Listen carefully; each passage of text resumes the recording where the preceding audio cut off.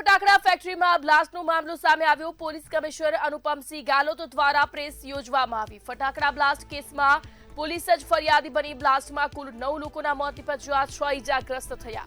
Postmortem કરી મૃતદેહો પરિવારજનોને સોંપાયા। એક વ્યક્તિની સ્થિતિ ગંભીર હોવાથી વેન્ટિલેટર પર શેડમાં આગ લાગ્યા બાદ બ્લાસ્ટ થયો હતો। દાહોદથી શ્રમિકોને લાવી ફટાકડા બનાવતા હતા।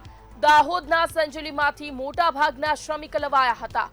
ગણેશ વિસર્જન માટે ઓર્ડર મળતા ફટાકડા બનાવતા હતા। મેહુલના માતા ફેક્ટરીનું સંચાલન કરતા હતા। 2014માં રમીલાબેન ફેક્ટરી ચલાવતા હતા।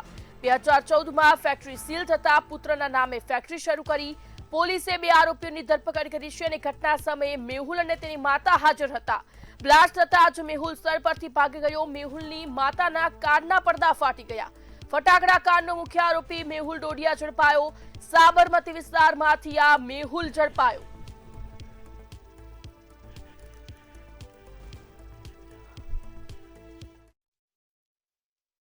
એના લાભ લઈને જો આ ગેરકાયદેસર રીતે જો है अपना દાહોદ જિલ્લામાંથી અલગ અલગ જગ્યાઓથી આપણા ત્યાં લેબર લઈ આવ્યા છે।